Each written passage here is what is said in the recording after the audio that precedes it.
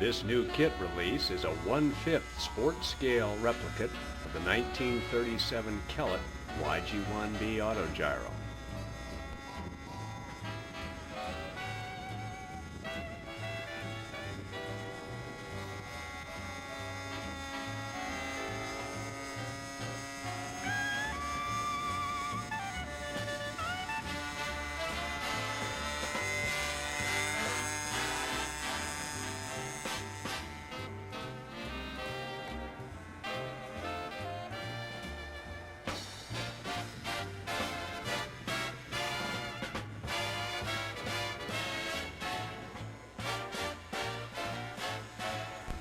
This new Kellett kit sports a huge 74-inch rotor disc diameter, which computes out to just under 4,500 square inches of disc area.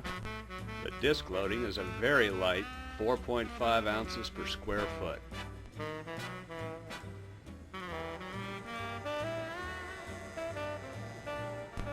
Back in the mid-1930s, the Kellett Company produced civilian models of the aircraft you see flying, named the KD-1A, KD-1B.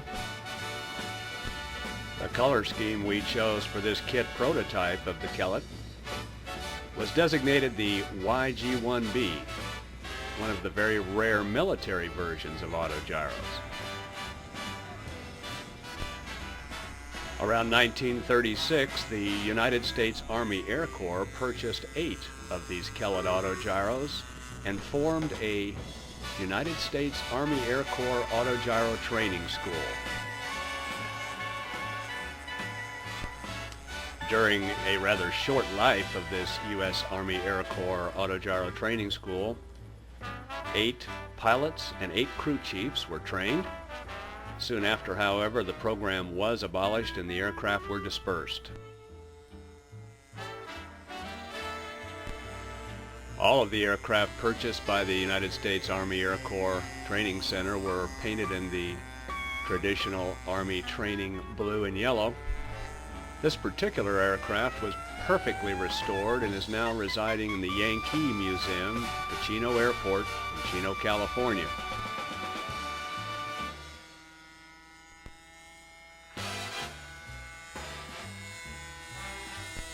Some of you experienced RCers out there seeing an autogyro fly for the very first time might wonder if you yourself could fly one, what the skill levels and some of the characteristics of the model autogyro are. The radio-controlled model autogyro, somewhat like its full-size contemporary, flies very much like a fixed-wing aircraft.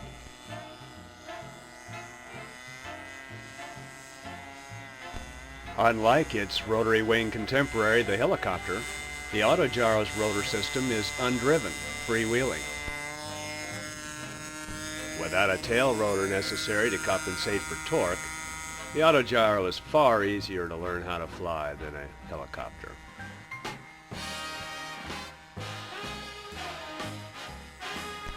The autogyro flies in a constant state of autorotation. The rotors rotate, generating lift and thrust, and even in the event of an engine failure, can auto-rotate down safely.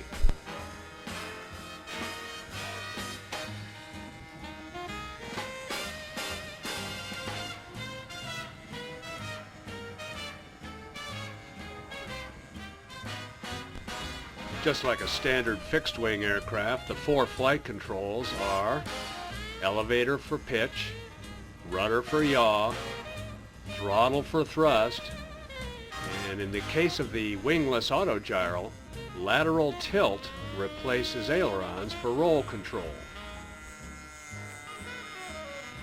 As is discussed at length in the flight portion of the construction manual, The Autogyro is primarily a finesse aircraft flown by attitude.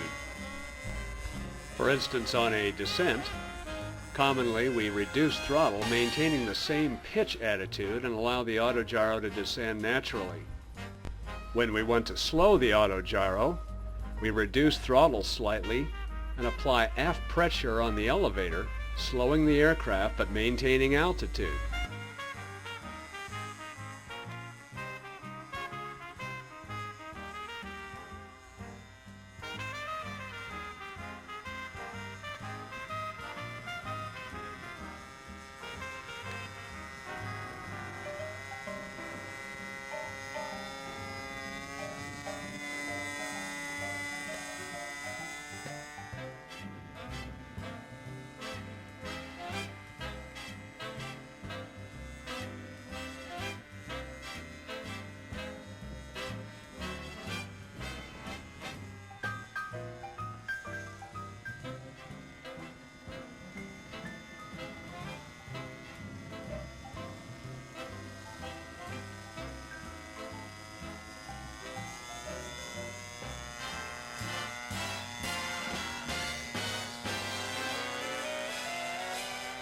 Many of you may be wondering, if the Autogyro rotor is undriven, how do we initially get the rotors to spin up into auto rotation? A procedure detailed in the flying portion of the construction manual shows that we will take the rotor bearing assembly with the rotor blades attached out into a 5 to 8 mile an hour breeze. We give the rotors a little hand flip in the proper direction of rotation and begin walking into the oncoming breeze as the rotors will begin to accelerate. As the rotors accelerate into full auto rotation, use both hands. This big Kellett rotor system generates an enormous amount of lift.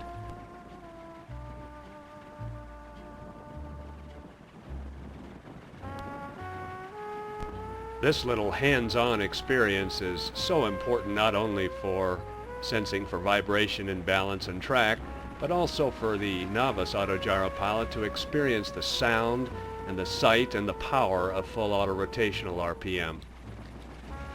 In order to slow the blades in this particular situation, just tilt them forward slightly into the oncoming breeze and they will slow to a stop.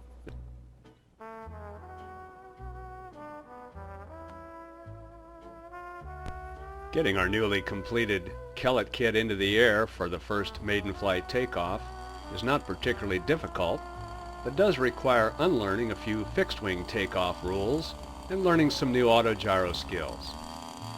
Observe, if you will, one of the main differences between taking off an Autogyro and fixed-wing, how slowly we are taxiing into the 5 to 8 mile an hour oncoming breeze.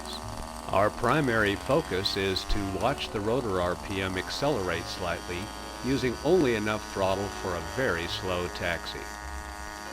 A wingless Autogyro, like the Kellett, derives practically all of its lift from its rotor system in full auto rotational RPM. An Autogyro is not a blow-and-go aircraft. Patience must be used until the rotors are in full auto rotational RPM. Let's turn this big Kellett back around and make another attempt. This time, let's watch for a couple of visual cues telling the pilot he's on the right track for a successful takeoff. Obviously, the first of these is that the rotors are beginning to spin faster. Another cue, with the rotors spinning faster, the actual airframe should be taxiing slower. This is due to the accelerating rotor generating much drag, wind holding the Autogyro back on the runway. This is a very positive sign, and the pilot's indication that his technique is good. Sometimes the Autogyro will actually come to rest on the runway and will require a couple more clicks of throttle to keep the forward motion going. The temptation here is to go to full throttle and force a takeoff. However, the next visual cue is by far the most important to the pilot. Do not go to full throttle until you see the tail wheel rise from the ground, indicating lift has been generated. Watch carefully.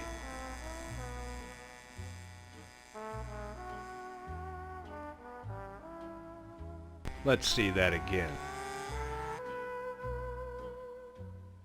Okay, let's go for it. Place the Kellett facing exactly into the oncoming breeze. in the dirt or preferably even on grass. This keeps the tail wheel from biting too much into the asphalt for this first takeoff and makes our control over the yaw a little easier. Give the rotors a little hand flip into the proper direction of rotation and just sit and let the wind see about spinning those rotor blades. Add a click or two of throttle and begin taxiing slowly out. Don't be concerned about the shaking you see there.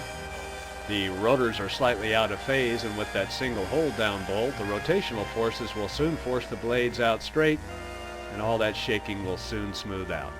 Continue watching for the rotors to accelerate. Watch for the tail to come up. Oh, keep it straight. Keep it straight. Oh, is the tail starting to rise? Go ahead and advance to full throttle. Try to keep it straight. Relax on the down elevator. Oh my goodness, up she goes. You're flying your first Autogyro. Congratulations, you got it in the air.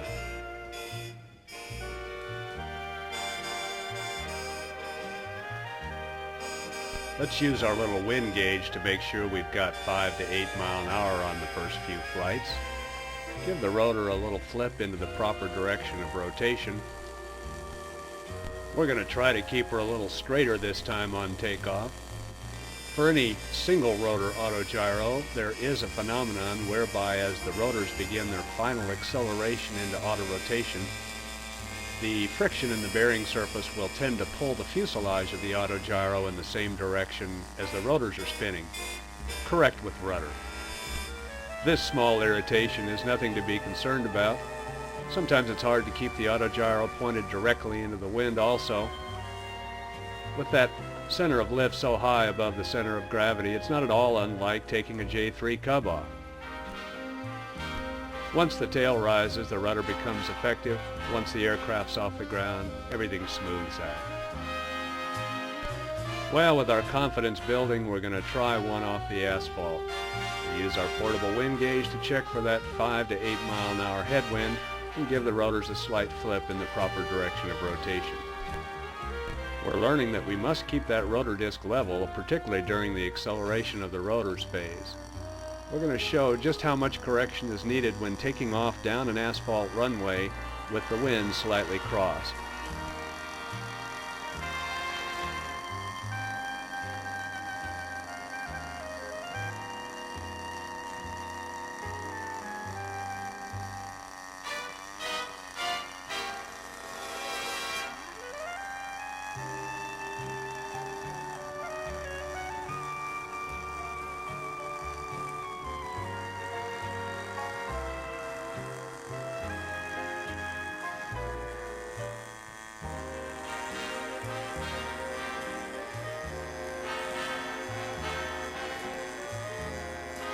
This takeoff is going very well.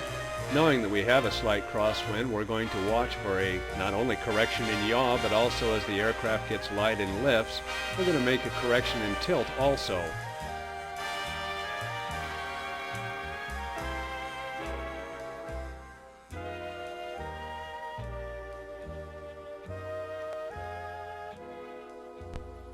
Just to demonstrate the capacity of the big Kellett in a strong and gusty wind, we've measured 10 to 12, gusting to 15.